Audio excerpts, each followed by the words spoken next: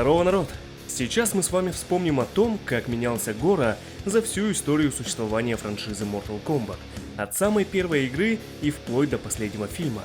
Поговорим о том, как из принца Шаканов он превратился в скелет, восседающий на троне. Ну, без долгих вступлений, погнали!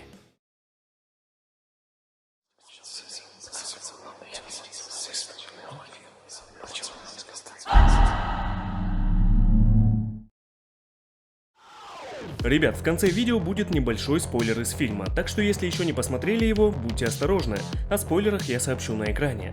Но для вас есть хорошие новости. Mortal Kombat вышел в онлайн-кинотеатрах. Это ранняя онлайн-премьера, ведь фильм все еще идет в кино, но его уже можно посмотреть прямо дома, и никакой локдаун не станет проблемой. Вы можете купить его навсегда, либо взять в аренду на 48 часов, чтобы сложить свое впечатление о фильме, если еще не успели посмотреть. Мне он, кстати, понравился. Особенно эпизоды противостояния Скорпиона и Саб-Зиро просто лучшие. Да и в целом я впервые так проникся предысторией Ханзо Хасаши. Так что советую посмотреть его в комфортной обстановке прямо дома. Ссылку оставлю под видео. Переходите и наслаждайтесь зрелищными фаталити.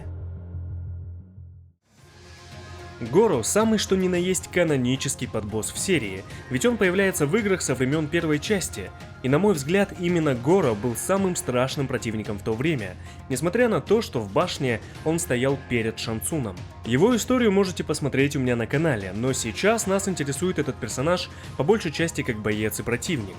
Горо в первом МК, естественно, был неиграбельным, но в наше время, благодаря всяким модам и мугенам, им уже давно можно поиграть. Стоит отметить, что перед боем с Горо нам не показывали башню с противниками.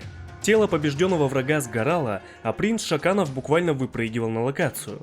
Думаю, для своего времени это выглядело эффектно. В первой части еще не было комбо в привычном понимании, но Горо они и не нужны, чтобы разнести игрока, ведь он всего 3 ударами руки или ноги полностью снимал шкалу жизни. Но, конечно же, у него были и спецприемы. В качестве снаряда Горо использовал стрелу Шакана. Он выпускал какую-то энергию с зеленым свечением. Также он мог взять игрока нижними руками, а верхними буквально разносил голову. И как же меня в свое время это бесило, ведь ему для выполнения этого захвата даже не обязательно нужно стоять вплотную. Ну а самый, пожалуй, узнаваемый спецприем Шакана — это топот. Горо высоко подпрыгивал и приземлялся прямо на игрока, чтобы затоптать. Сейчас, наверное, все с ужасом вспомнили Шиву из МК-11, но стоит отметить, что у Горо в то время этот прием легко контрился обычным ударом ногой в прыжке или даже с разворота. Кстати, напомню, что в первой части Горо не исчезал за экраном во время прыжка, так стал делать только Кентару со второй части. Ну и нельзя не отметить, что иногда принц Шаканов мог подразнить игрока, демонстрируя, какой он сильный и ужасный. Даже несмотря на то, что стоит в одних трусах.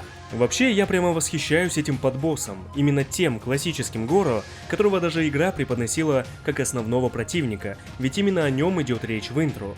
Еще и локация, на которой происходят босс-файты, с тех пор его неотъемлемая часть.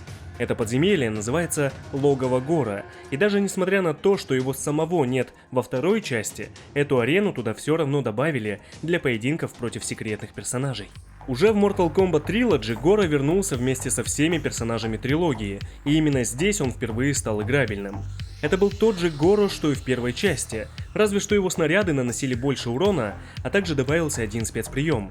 Горо вращался, нанося удары руками. Странно, но в Trilogy ему не добавили ни одного добивания, хотя в то же время у Шао Кана и Мотаро было хотя бы по одному фаталити.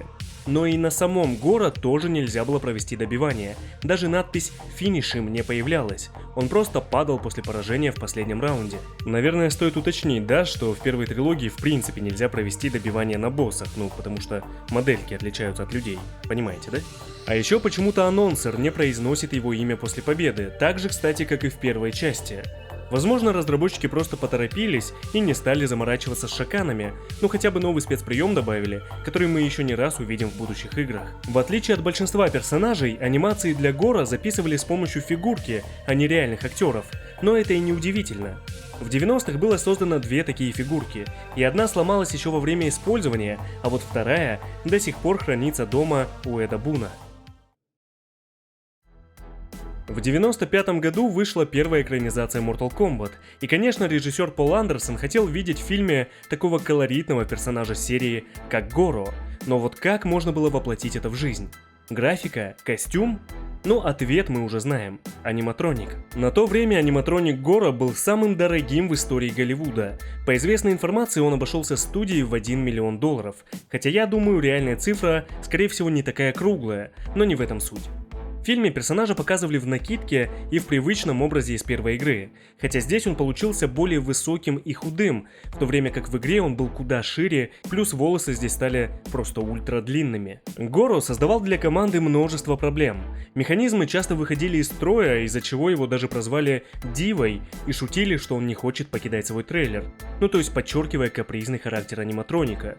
Кстати, механическая часть — это только то, что выше пояса, руки и голова, а вот нижние руки и ноги принадлежали Тому Вудрофу-младшему, актеру и специалисту по спецэффектам. В свою очередь, механической частью управляли от 13 до 16 человек, где один отвечал за движение глаз, другой бровей, третий рта, рук и так далее. Ребятам приходилось немало тренироваться, чтобы заставить эту махину хотя бы просто шевелиться, а после делать это синхронно вместе с актером. В некоторых локациях в фильме должны были находиться красивые пруды, бассейны и все такое, но от них решили отказаться, переживая, что Гора может упасть в воду. И в этом есть смысл, ведь хотя мы не видим этого в фильме, но к аниматронику были подключены десятки проводов, и это было как минимум небезопасно. Учитывая, с каким трудом создавался персонаж, нельзя винить его в том, что в фильме он не использует свои самые узнаваемые приемы. Как минимум нет фаербола и топота с напрыжкой. Но хотя бы добавили захват нижними руками, которым Гора, кстати, атаковал Арта. Спустя пару лет Гора неожиданно вернулся в Mortal Kombat 4, где снова выступал в качестве подбосса и снова был куда опаснее, чем главный злодей. Внешне Гора почти не изменился, а что касается костюма, ну вы сами понимаете, там и меняться-то нечему. Правда, теперь принц Шаканов кое-что позаимствовал у Кентаро, он стал пускать фаерболы изо рта, а также теперь во время топота Гора исчезал за границей экрана, а потом приземлялся на игрока. Также его захват Шакана теперь не спецприем, а обычный захват. У него отобрали вращение, зато дали новую способность – землетрясение. Гора подпрыгивал и ударял по земле, тем самым нанося урон игроку. Выполняя Боунбрейкер, Гора поднимал противника одной парой рук, а затем другой ломал ему спину. Кстати, с помощью небольшого секрета им даже можно было поиграть, но насколько я помню, в его мув-листе не указывались команды для выполнения спецприемов и добиваний. Хотя в будущем я узнал, что фаталити у него все-таки есть, как минимум в Mortal Kombat Gold.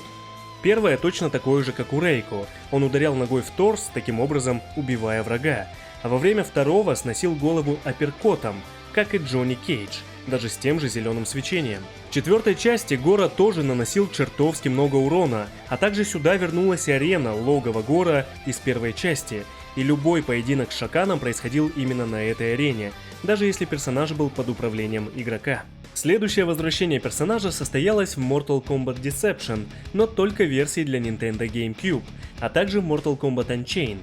Это, напомню, расширенная версия Deception для PSP. Здесь у Гора наконец-то появился альтернативный костюм, темная ткань, напоминающая доспехи, закрывающая часть тела, а также шипастый шлем и браслеты на руках и ногах. В качестве оружия он использует клыки дракона, то есть 4 перчатки с лезвиями. Странно, что во время одного из фаталити он убивает противника не с помощью перчаток, а 4 саями, как у Милины. Он вонзает их в тело противника, а затем и в голову. Странно, потому что я нигде не нашел этому объяснения. Даже авторы на фандоме пишут, что в этом фаталити используются перчатки, но либо со мной что-то не так, либо и в Deception, и в Unchained это все-таки Саи. Во время другого фаталити Гора поднимает противника руками и четвертует, просто и со вкусом.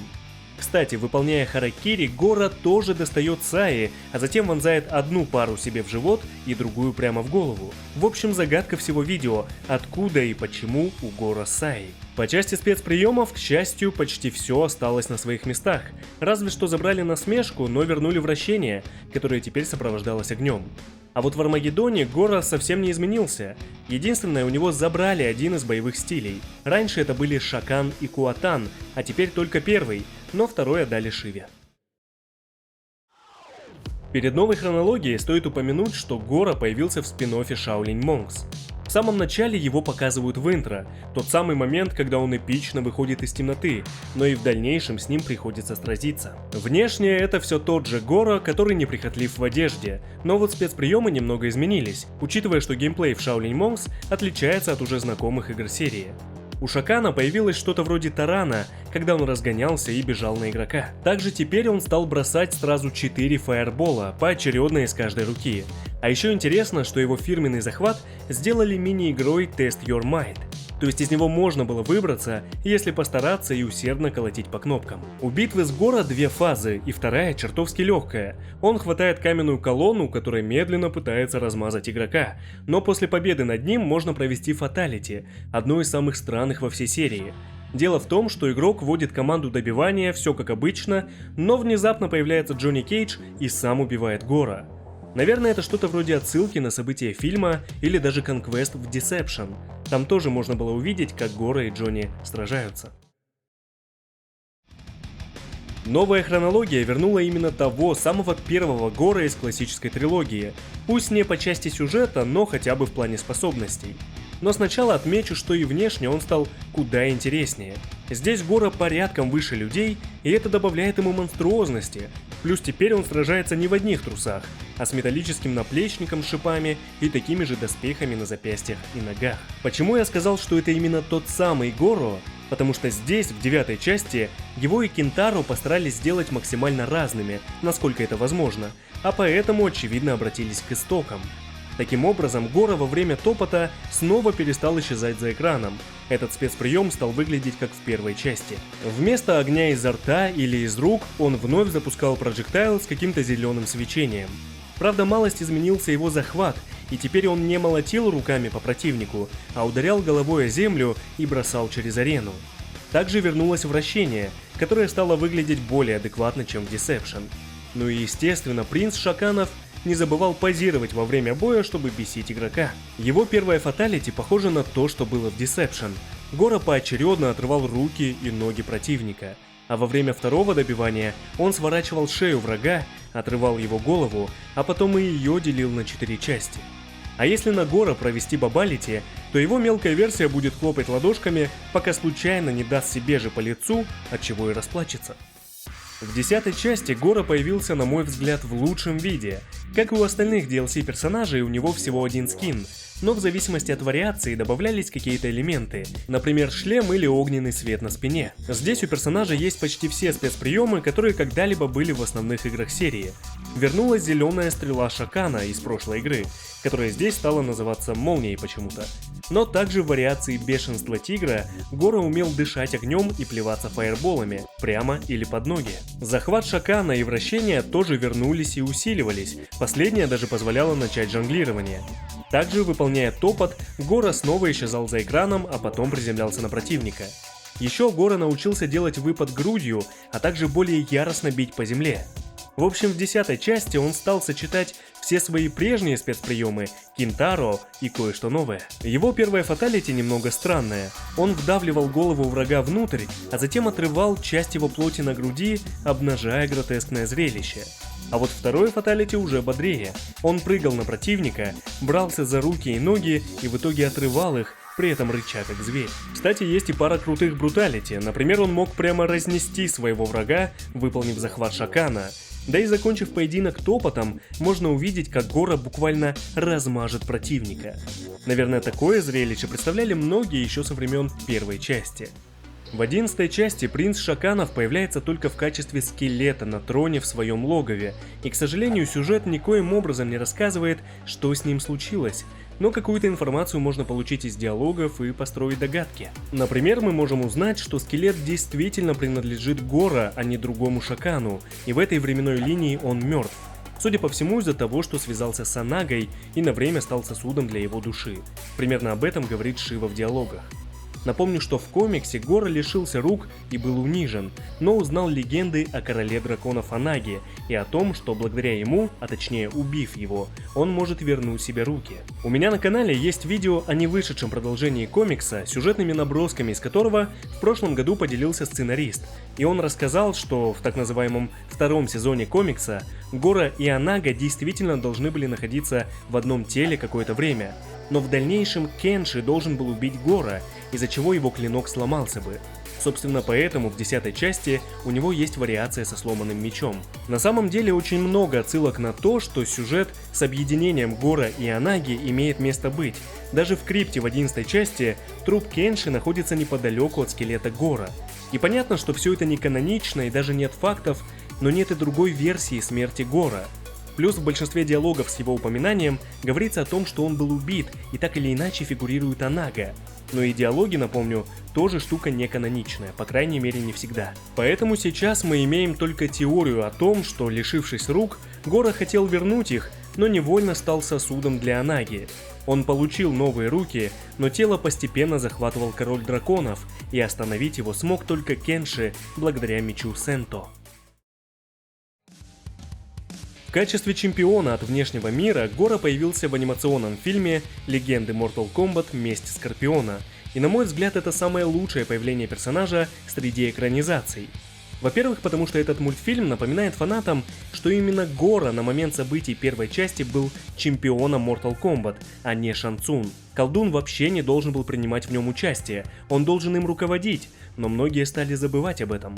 Во-вторых, здесь персонажа действительно показали опасным, настолько, что даже потенциальный чемпион Земного Царства Лю Кэн в итоге не смог с ним справиться. Да и до этого Гора показывали какой-то невероятной имбой, именно таким, каким я представлял его себе в детстве. Но учитывая, что месть Скорпиона меняет многое из игр на свой лад, показанные там события, естественно, не каноничны для основной временной линии. И как бы это странно ни звучало, мне нравится, что Гора здесь такой крутой и справиться с ним мог только Скорпион, но по идее так быть не должно. Хотя я всегда придерживаюсь мнения, что в экранизациях не нужно искать каноничность, на них стоит смотреть только как на альтернативные события. А вот в новом фильме Mortal Kombat про Гора нельзя сказать много хорошего. То есть он здесь, конечно, суровый, выглядит угрожающе и все такое, но в то же время это какой-то типичный амбал, который как будто компенсирует мозги силой. Я напомню, что даже в старых играх Гора отличался своей дипломатичностью и в какой-то степени даже интеллектом. То есть он ведь из королевского рода и, как правило, показывал свой статус принца Шаканов. Были, конечно, спорные моменты, особенно если коснуться других экранизаций, но в целом Гора не должен быть рычащим бугаем, который не может двух слов связать. А вот в новом фильме его примерно таким и показали, причем слили за несколько минут. И тут как бы двоякое ощущение. Хорошо, что его в этот фильм добавили, даже показали узнаваемые спецприемы, но плохо, что он производит такое впечатление. Возможно, ему просто уделили мало времени, но также концовка намекает на то, что он вернется в случае продолжения. И это будет очень круто, потому что нельзя было показывать Гора таким образом. Это слишком колоритный и знаковый персонаж серии. В 90-х у него даже была отдельная подсерия комиксов, да и вот в невышедшем продолжении комикса МКХ он должен был сыграть важную роль. Так что не знаю, может это мои проблемы, но для меня Гора слишком крутой персонаж, а сливать его было преступлением. Видео получилось чуть больше, чем я планировал, но если вы это слышите, то спасибо, что досмотрели до конца. Надеюсь, оно вам понравилось. Я тут, кстати, завел второй канал, планирую там публиковать прохождение старых и не только хорроров, но в основном он нужен как запасной. Поэтому, если подпишетесь, буду очень благодарен. На днях опубликую там прохождение одного из моих любимых хорроров детства, и получается, вам будет под что засыпать. В общем, не прощаюсь.